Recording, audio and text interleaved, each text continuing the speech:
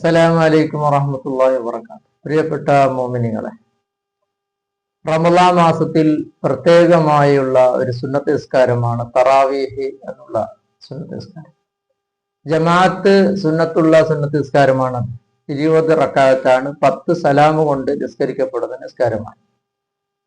ആ നിസ്കാരം ഒഴിവാക്കാൻ വേണ്ടി ചില ആളുകൾ പറയുന്ന ഒരു തന്ത്രമാണ് ഫർദ് നിസ്കാരം ഖളാ ഉള്ളവർ തറാവീഹ് സുന്നത്തുണ്ടോ എന്ന് പറയും.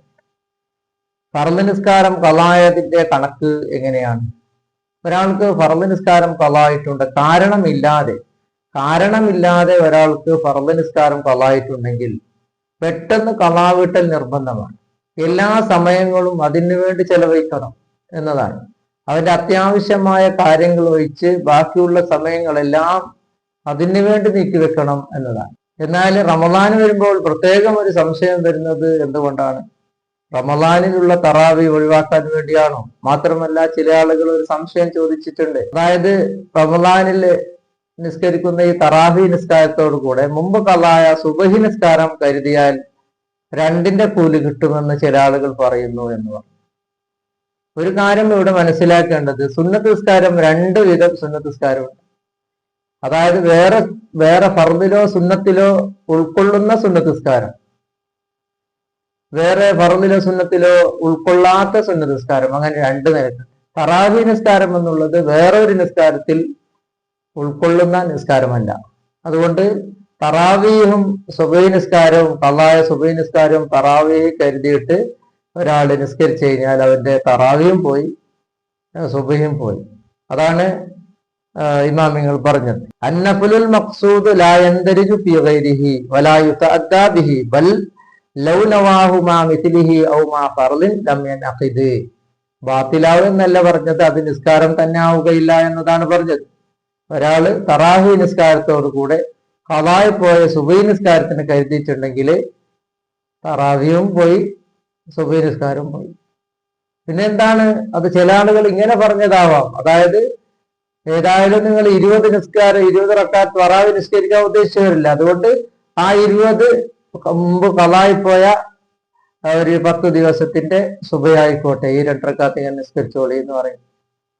അതാവാം. അല്ലാതെ തറാവിയും ഫർദ് നിസ്കാരം 2 യോജിപ്പിച്ചുകൊണ്ട് 2 കരുതിയാൽ 2ഉം പോയി, 2ഉം നിസ്കാരം ബാത്തിലായെന്നല്ല, ലം തന്നെ അഖീദ, നിസ്കാരം തന്നെ നിസ്കാരമാവുകയില്ല എന്നതാണ് ഇമാമിങ്ങൾ പറഞ്ഞത്. അത് തന്നെ, അതായത് വേറൊരു നിസ്കാരത്തിൽ പെടാത്ത നിസ്കാരത്തിന്റെ ഇനം എണ്ണുമ്പോൾ അവർ പറഞ്ഞത് ജമാഅത്ത് സുന്നത്തുള്ള സുന്നത്ത് നിസ്കാരം വേറൊരു നിസ്കാരത്തിൽ ഉൾക്കൊള്ളുകയില്ല. അതുപോലെ തന്നെ റവാത്തിബ് നിസ്കാരം, ഫർദ് നിസ്കാരത്തിന് മുമ്പ് ശേഷമുള്ള സുന്നത്ത് നിസ്കാരം, ളുഹാ നിസ്കാരം, വിത്ർ നിസ്കാരം, ഇതിനെ പ്രത്യേകമായി അവർ എണ്ണി പറഞ്ഞിട്ടുണ്ട്. നേരെ മറിച്ച് വുളൂന്റെ സുന്നത്ത് നിസ്കാരം, അതുപോലെ തന്നെ തഹിയ്യത്തിന്റെ സുന്നത്ത്, പള്ളിയിൽ പ്രവേശിച്ചാലുള്ള സുന്നത്ത് നിസ്കാരം, അത് വേറൊരു നിസ്കാരത്തോടു കൂടി നമുക്ക് കരുതാവുന്നതാണ്. ഇപ്പോ ഒരാള് വുളു എടുത്തുകൊണ്ട് പള്ളിയിലേക്ക് പ്രവേശിച്ചു, അപ്പോൾ അവിടെ അവൻ ളുഹറിന് മുമ്പോ അസറിന് മുമ്പോ സുന്നത്ത് നിസ്കരിക്കുന്നു. അപ്പൊ അവൻ കരുതുന്നു ളുഹറിന് മുമ്പുള്ള സുന്നത്ത് നിസ്കാരത്തോടു കൂടെ വുളുവിന്റെ സുന്നത്ത് നിസ്കാരവും തഹിയ്യത്തിന്റെ സുന്നത്ത് നിസ്കാരവും ഞാൻ നിസ്കരിക്കുന്നു എന്ന് ഒരാൾ കരുതിയിട്ടുണ്ടെങ്കിൽ അവൻ 2 റക്അത്ത് നിസ്കരിക്കുമ്പോൾ അവൻ 6 റക്അത്തിന്റെ കൂലി ലഭിക്കുന്നതാണ്. അപ്പൊ വുളുവിന്റെ സുന്നത്ത് നിസ്കാരം, അതുപോലെ തന്നെ തഹിയ്യത്തിന്റെ സുന്നത്ത് നിസ്കാരം വേറൊരു നിസ്കാരത്തോട് ഫർദ് നിസ്കാരമോ സുന്നത്ത് നിസ്കാരത്തിലോ ഉൾക്കൊള്ളിക്കാവുന്നതാണ്. അതല്ലാതെ തറാവി നിസ്കാരത്തോടു കൂടെ ഫർദ് നിസ്കാരം കരുതിയാൽ 2ഉം നഷ്ടപ്പെട്ടു എന്നതാണ് ഇമാമുകൾ പറഞ്ഞിട്ടുള്ളത്. അപ്പൊ അതുകൊണ്ട് പ്രത്യേകം ശ്രദ്ധിക്കണം.